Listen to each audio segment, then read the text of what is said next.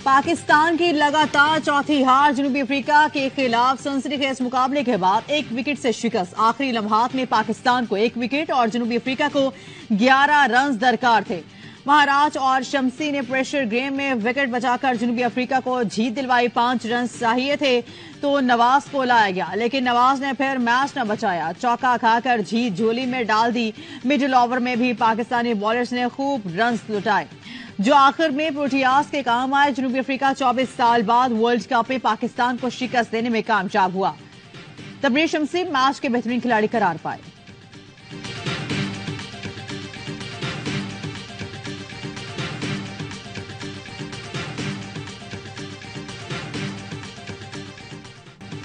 पाकिस्तान आज भी फेल, बल्लेबाज भूल गए खेल। अब्दुल्ला चले ना इमाम, रिजवान इफ्तिखार भी बड़ा स्कोर करने में नाकाम। बाबर आजम ने 50 रन बनाए, लेकिन टीम के काम ना आए। सऊद और शादाब की पार्टनरशिप लगी। शादाब 43 और सऊद 52 पर आउट हुए।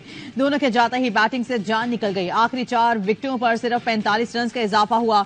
पूरी टीम 50 ओवर भी न खेल पाई। हर मैच में 350 रन करने वाली टीम को सिर्फ 271 रन का थमा दिया। तबरेज शमसी ने अपनी घूमती गेंदों से बल्लेबाजों को खूब चकराया। 4 खिलाड़ियों को पवेलियन का रास्ता दिखाया।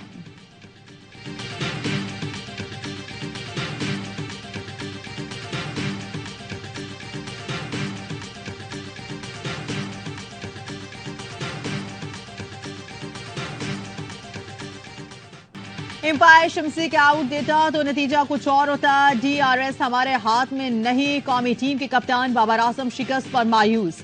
कहा जीत के करीब थे, लेकिन फिनिश अच्छा नहीं कर सके। बैटिंग में गलतियां हुई, हमने कुछ रन कम बनाए। मिकी ऑथर ने कबूल किया कि वर्ल्ड कप में हमने कुछ अच्छा नहीं किया। कहा जीतना है तो क्रिकेट का मेयार बेहतर करना होगा। 6 मैच हो गए, अब तक हमने वर्ल्ड कप में अच्छा मैच नहीं खेला।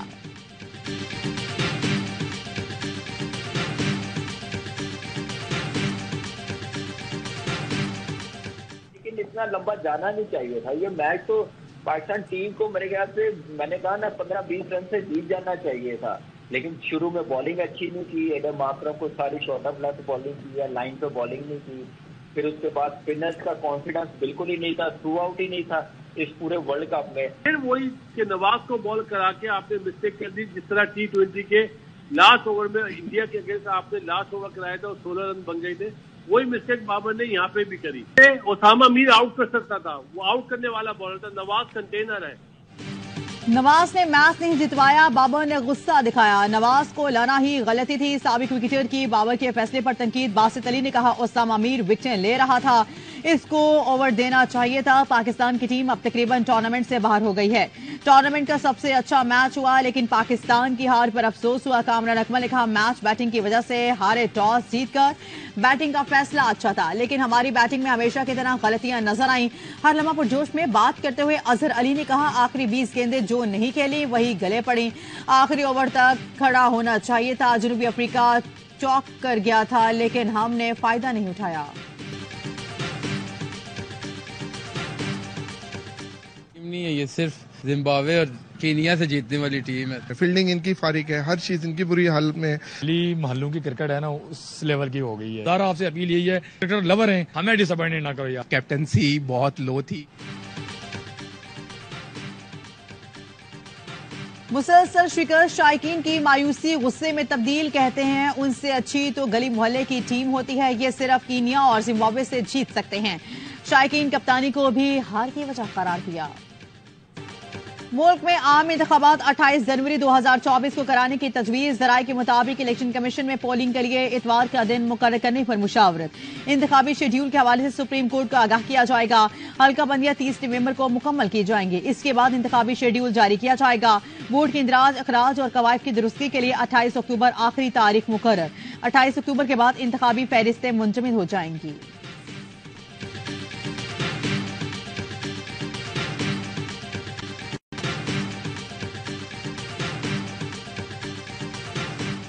साइबर केस में चेयरमैन PTI की दोनों दरख्वास्तें मुस्तरद। इस्लामाबाद हाईकोर्ट ने जमानत और मुकदमा खारिज करने की दरख्वास्तें मुस्तरद कर दी। अदालत ने तफसीली फैसले में लिखा बादुल नजर में केस पर ऑफिशियल सीक्रेट एक्ट का इतलाक होता है।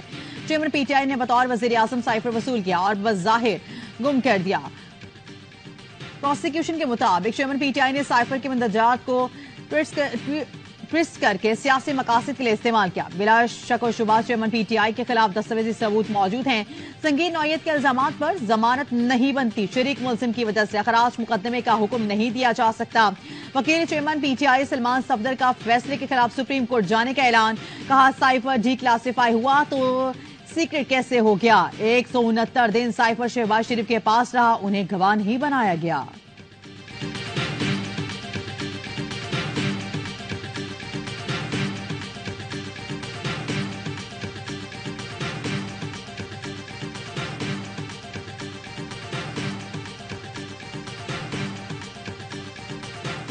नौमई वाकयात पर रावलपिंडी पुलिस को चेयरमैन पीटीआई और शाहमुद से इडियाला जेल में तफ्तीश की इजाजत मिल गई। रावलपिंडी पुलिस के ऑफिसर साइफर केस की समाअत करने वाले खुसूसी अदालत में पेश हुए। इडियाला जेल में तफ्तीश की इजाजत मांगी। जज ने पूछा क्या पहले चेयरमैन पीटीआई शाहमुद कुरैशी को शामिल तफ्तीश किया गया। पुलिस ऑफिसर ने कहा दोनों को शामिल तफ्तीश नहीं किया। शरीक मुलजिमान के बयानात पर शामिल तफ्तीश करना है। जज ने मुकदमात का जायजा लेने के बाद 9 मई के वाकयात पर जेल में तफ्तीश की इजाजत दे दी। गुजरांवाला पुलिस के तफ्तीशी ऑफिसर की दरख्वास्त मुस्तरद। चेयरमैन पीटीआई से तफ्तीश की दरख्वास्त मुस्तरद। आपको यकीन ही नहीं चेयरमैन पीटीआई वक़्वा में शामिल हैं भी या नहीं। जज अबुल हसनान जुल्करनैन के रिमार्क्स। मुल्क छोड़ने पर कभी आमादा नहीं होगा। जो कुछ हो रहा है वो लंदन मुआहदे का नतीजा है। लंदन मुआहदा करप्ट मुजरिम के साथ तय पाया। चेयरमैन पीटीआई का अहले खाना के जरिए कौम को पैगाम। साबिक वज़ीर आज़म ने कहा इंतखाबात के बाद तक जेल में रखने के लिए मुझ पर जाली मुकदमात बनाए गए। बंद कमरों में तैयार साजिशों के खिलाफ जोर पकड़ती मुज़ाहिमत उन्हें खौफजदा करती है। कभी इम्कान है जेल में मेरी जान लेने की कोशिश की जाएगी। जब भी इंतखाबात का मौका आए तंजीमी जिम्मेदारान भरपूर इंतखाबी मुहिम चलाएं।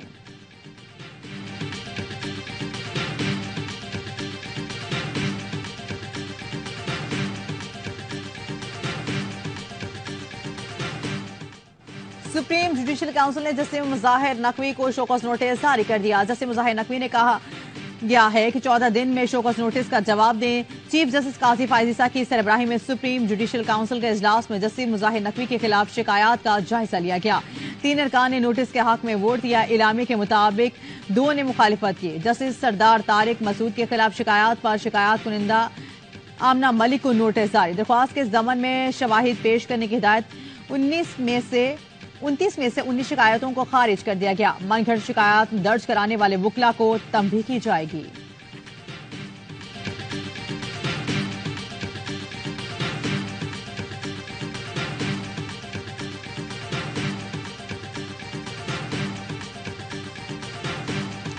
खैबर पख्तूनख्वा में दहशतगर्दी के 2 वाकयात। ISPR के मुताबिक खैबर के इलाके तीरा में ऑपरेशन के दौरान फायरिंग के तबादले में 1 दहशतगर्द हलाक, 2 दहशतगर्द जख्मी हालत में गिरफ्तार। दहशतगर्दों से असलहा और गोला बारूद बरामद। हलाक दहशतगर्द फोर्सेस पर हमलों और शहरियों की टारगेट किलिंग में मुलव्विस थे।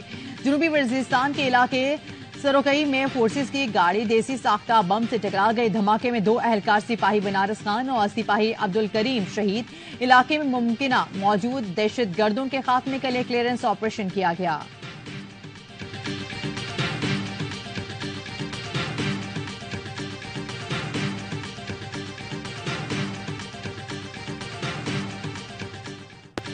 गजा पर इस्राएली हमलों में तेजी। शदीद बमबारी के साथ जमीनी कार्रवाई का भी आगाज कर दिया। शुमाली गजा में तोपखानों से गोले बरसाए जा रहे हैं।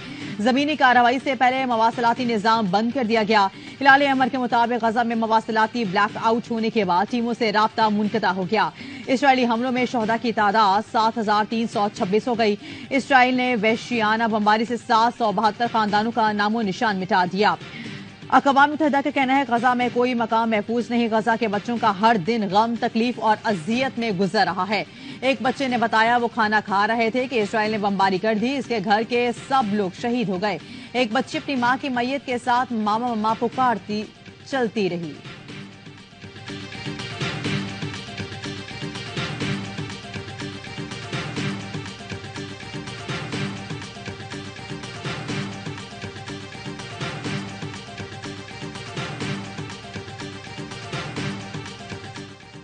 इसराइल हमास मुज़ाकरत अहम मरहले में दाखिल। गजा में जंगबंदी के लिए कतर की सालिसी का असर। इसराइल कैदियों के तबादले पर आमादा हो गया। जंगबंदी यकीनी बनाने के लिए कतर फरीकैन से शराइत पर सख्ती से अमल दरामद का ख्वाहिशमंद।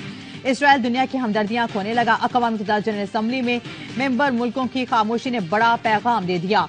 फलस्तीनी सफीर ने अपनी तकरीर खत्म की तो मेंबरान ने तालियां बजाकर मौक़िफ़ की तायद की। इसराइल सफीर ने तकरीर खत्म की तो मुकम्मल खामोशी रही। अरब पार्लियामेंट का भी हंगामी इजलास। अरब पार्लियामान ने गजा में फलस्तीनियों की नस्ल कुशी पर आलमी बरादरी की खामोशी शर्मनाक करार दे दी।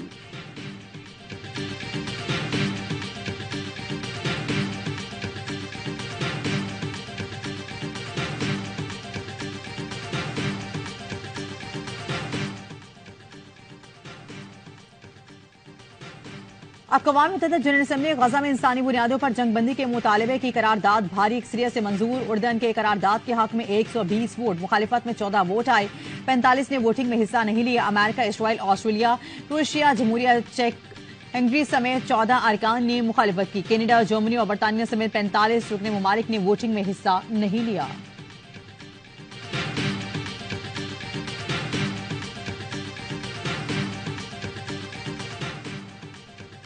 और एफआई ने कमर जावेद बाजवा के समधी साबिर हमीद मिट्टू के खिलाफ अदम शवाहिद पर इंक्वायरी बंद कर दी।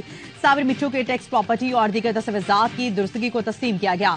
क्लियरेंस लेटर जारी। मुखालिफिन के इल्जामात के शवाहिद न होने पर बिजनेसमैन साबिर मिट्टू की इंक्वायरी बंद की गई। साबिर मिट्टू इंक्वायरी में एफआईए दफ्तर में पेश होते रहे और सबूत पेश किए।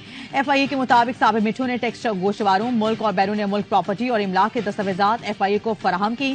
साबिर मिट्टू के पास हर ट्रांजैक्शन और लेन देन की दस्तावेजात मौजूद हैं।